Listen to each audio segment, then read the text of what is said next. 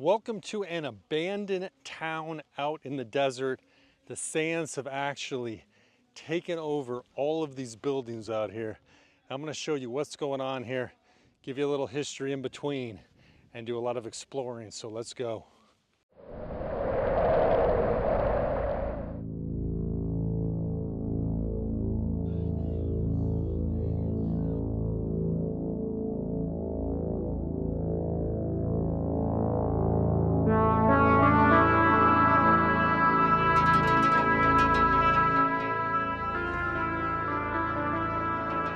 Dubai is a modern masterpiece, a futuristic city of skyscrapers and luxury.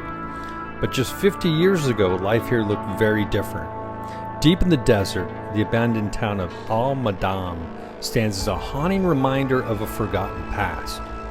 I'm here to track down this so-called ghost village and give you the best possible answers of why these people left almost without a trace.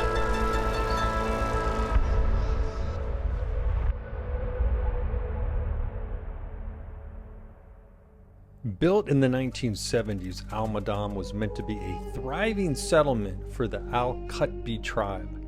The homes were simple, the desert stretched endlessly around them, and survival depended on the land.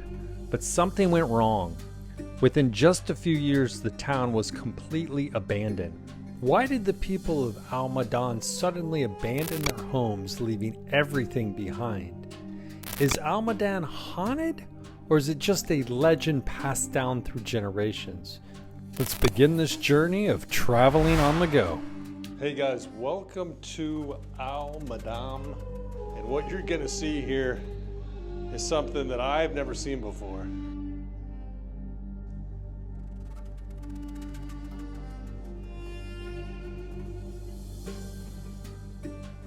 There is sand nearly up to the ceiling in most of these houses. So in the 1970s, there was a project here for housing for the Bedouin tribe to try and let them prosper out here in the middle of nowhere. But before they knew it, this place fell apart. That project did not work out. And as you can see, this place is known as the Ghost Village. And it's so far living up to the legend.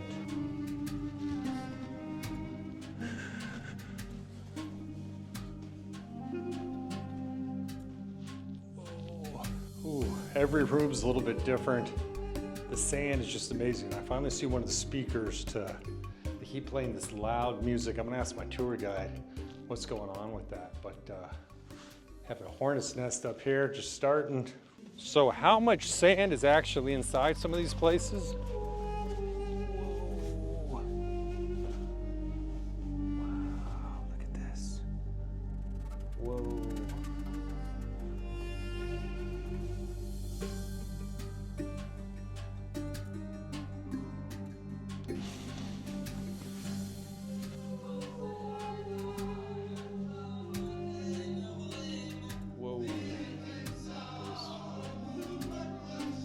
See, time has taken its toll, but the decorations looking pretty good at the time. Now, obviously, it never made it to the point of completion. So when you come in places like this, I'm always asking my tour guides, like, are there snakes or if there's anything else? Scorpions, anything you got to be afraid of? I'm always looking around when I come in.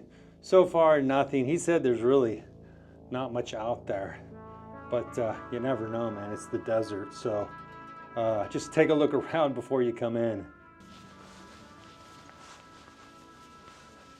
So this thing freaked me out right there, little black. Thought that was something else. Thought that was something else. You can see how deep this sand is. Look at this. Man, it just, whew. I don't know what I'm gonna do with my shoes later, but man, look at this. Just very fine though, saying super fine. So why was this place abandoned?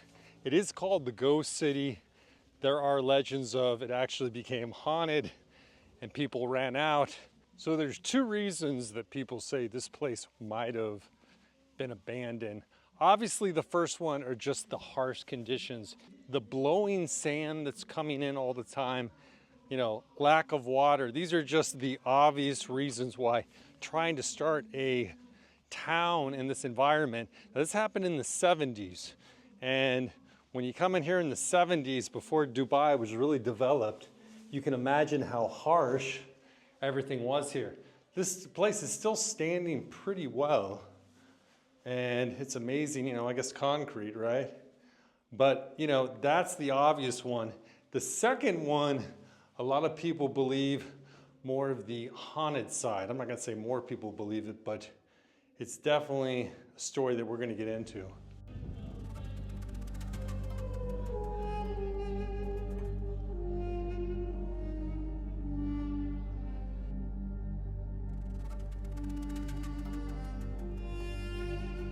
So one of the other reasons that, number two really, why people left, is the legend of the jinn, which are supernatural creatures that came into this area, and they possess people and do a lot of other bad things, and it scared off the population, the Bedouin villagers in this area in the 1970s. That's the second tale of this area.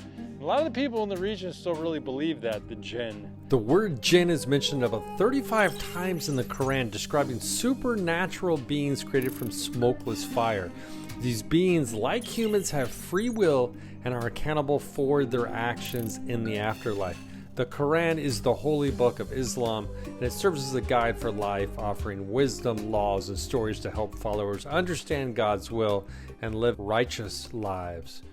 For obvious factors of just, the desert and common sense, you'd think that this was just uninhabitable in the 1970s. Big dust storms, no water, harsh conditions. That makes the most sense. But then again, you never know. What's in here?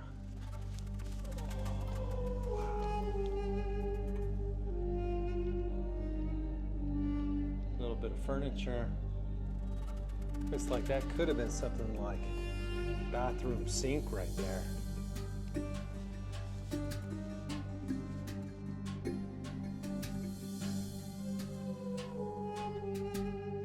So I keep hearing music, and they're coming from each of the different buildings all the time. I got to get the story on this. I did read that some of the music here might symbolize something else, so we'll get into that maybe later.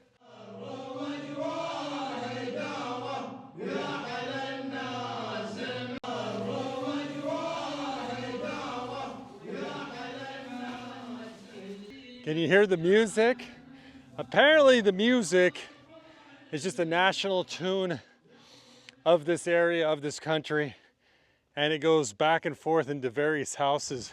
This place definitely is one of the coolest abandoned places I've ever seen, just because the sand is totally taking it over, and you can just kind of arrive, hang out in your own little ghost town in the desert, and see something that you're just not normally going to see.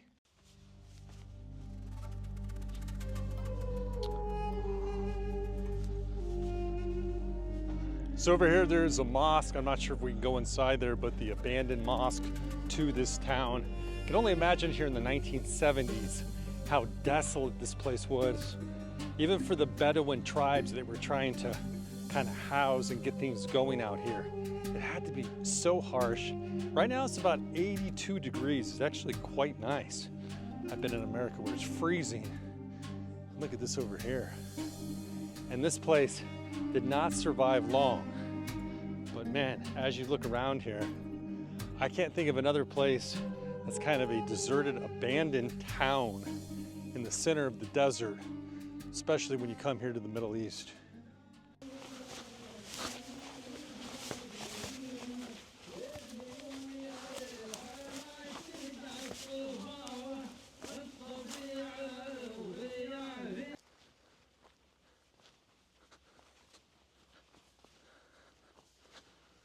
See, the gate is open.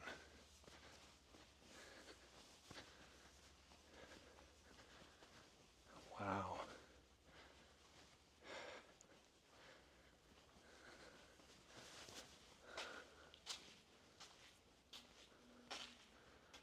Out of respect, I'm not going to go all the way in here. I'm just going to show you around. I don't want to go. But you can see. see, wow. A lot of it's boarded up. This is really odd. I am really curious what this all means. Have you seen anything like this before? What is going on here? This is at the edge of the town. Kind of creepy, kind of cool. I feel like it's kind of a puzzle. What's going on here? Look at this.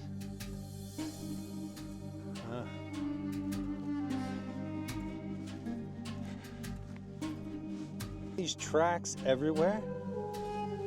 And I have no idea what animal this is. First I thought maybe it's a snake. Looks like little footprints and then a tail behind it maybe. You can see how high some of these little hills are of sand. And it's going higher than the buildings. And I can't even imagine over what, 40 years, longer than that, 50 years. You know, you got hills on top of the houses and everything that's got in between. Man, you got a uninhabitable place to really live. I would think in the 70s, I don't know how this is even possible with nothing out here.